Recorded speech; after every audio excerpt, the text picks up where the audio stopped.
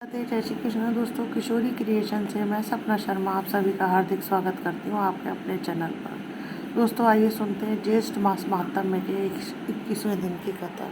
लीलावती के गर्भ को समाप्त करने के लिए इंद्र ने माया जाल रचा और उसे बंदी बनाकर आकाश मार्ग से ले जाने लगा।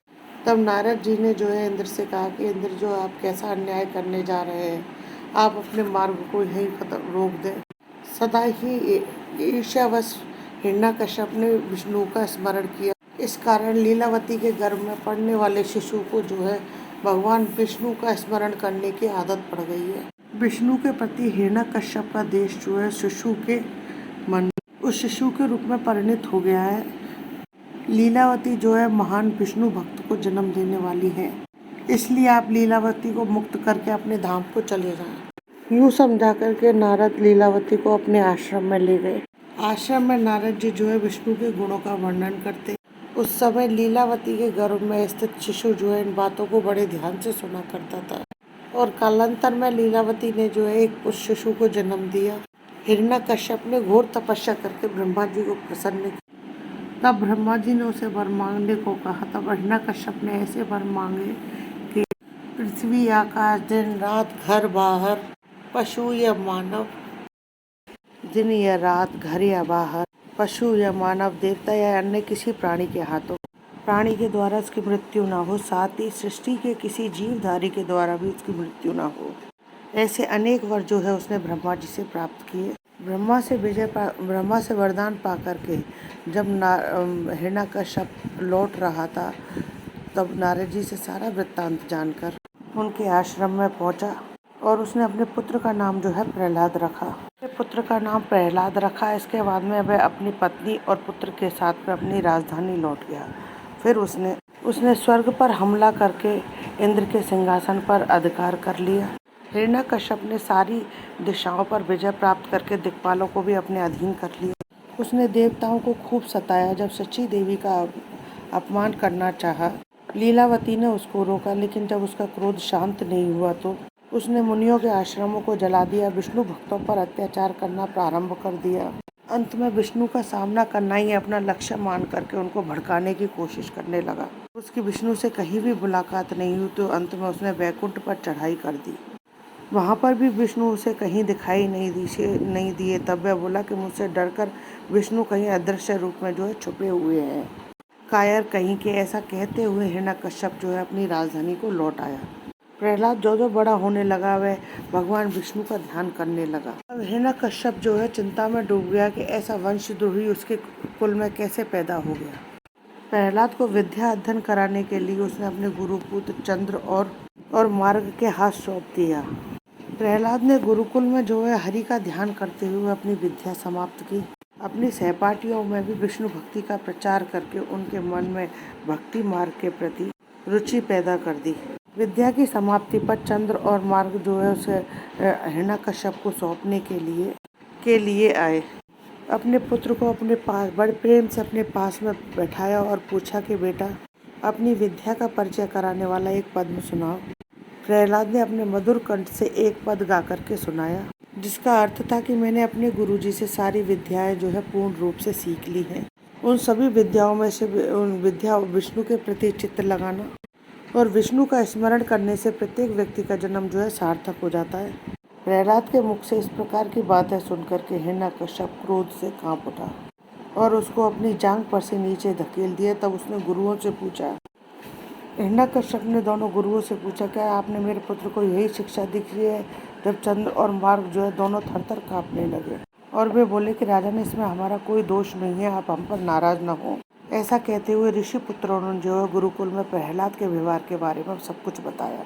हिरण्यकश्यप ने अपने पुत्र को समझाया कि विष्णु ने सुअर का रूप रख करके तुम्हारे चाचा का वध किया और वह हमारे राक्षस कुल का जो है परम शत्रु है और विष्णु का स्मरण करना हमारे वंश का अपमान करना है। विष्णु का स्मरण करना एक अक्षम्य अपराध है, तुम इसका स्मरण करना जो है छोड़ दो। तब प्रहलाद ने जो है अपने पिताजी से बड़े प्रेम पूर्वक कहा कि पिताजी, आप जो है दानवों के राजा हैं और मुझको शाप देने में आपको जरा भी संकोच नहीं करना चाहिए। लेकिन पिताजी मैं क्या करूं, जैसे एक लोहे का टुकड़ा चुंबक की ओर आकर्षित होता है, उसी प्रकार मेरा मन भी जो है भगवान विष्णु के प्रति आकर्षित होता है। जिस प्रकार एक भ्रमरा जो है कमल को भूल नहीं सकता है, उसी प्रकार जो है मैं भी विष्णु भगवान को नहीं भूल सकता। ये मेरे बस की बात नहीं है।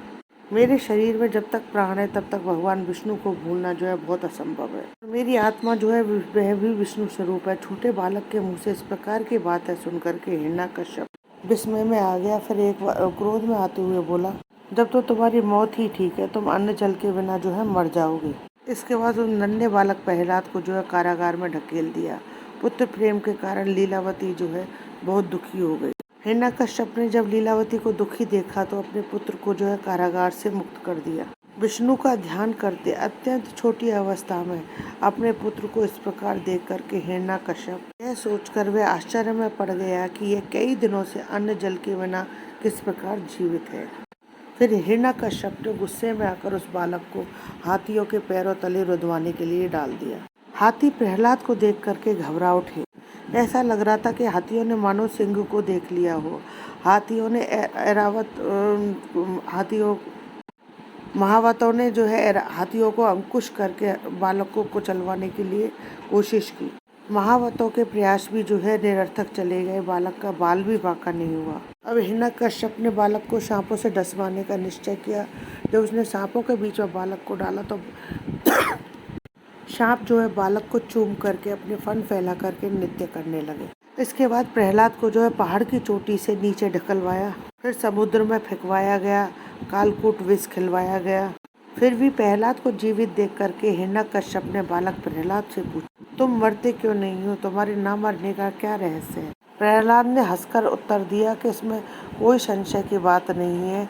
हाथियों में, समुद्र में, पत्थर में, अग्नि में, सांपों में, कालकूट विष में, बल्कि आप में ही नहीं, बल्कि इन आग में ही नहीं, बल्कि आप में और मुझ में भी जो विष्णु ही विद्यमान है। विष्णु जो है चारों तरफ विद्यमान है। मुझको मारने के प्रयत्न और मेरा जीवित रहना जो है सब भगवान विष्णु की कृपा का ही महात्म्य है।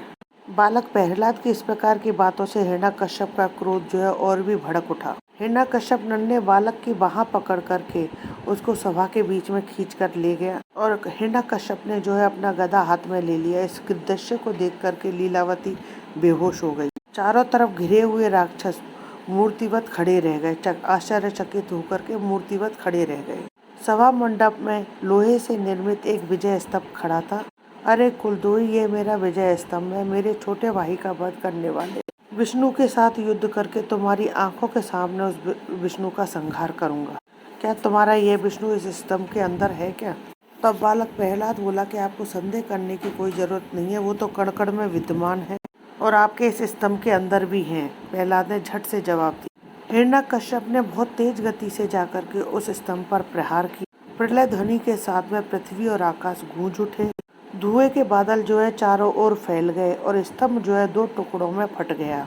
उसके भीतर से चकाचौंध करते हुए दशावतारों में से चौथा अवतार नरसिंह अवतार धारण करके भगवान विष्णु प्रकट हुए। सिंह का सरता, हाथ मानव का धड़ता, हाथों में सिंह के समान पंजे, सिंह के समान नाखून थे। ऐसा अपूर्व रूप को लेकर के भगवान विष्णु नरसिंह रूप में प्रकट हुए। फिर नरसिंह भगवान जो है एक ध्वनि के साथ गरज उठे। ऐसा लगा मानो पांचजन्य को फूंक दिया गया हो। सुदर्शन चक्र जो उनके चारों ओर घूमते हुए दिखाई पड़े। इति श्री ज्येष्ठ मास महात्म्य में 21वां अध्याय समाप्तम। दोस्तों, यदि आपको मेरा ये वीडियो पसंद आए तो प्लीज़ मेरे वीडियो को ज़्यादा से ज़्यादा लाइक और शेयर करें। यदि आप मेरे चैनल पर नए हैं तो चैनल को सब्सक्राइब करना ना भूलें। पास ही में बेल आइकन को दबाएं, जिससे मेरे आने वाले हर नए वीडियो का नोटिफिकेशन आपको मिल जाए। जय श्री कृष्ण दोस्तों।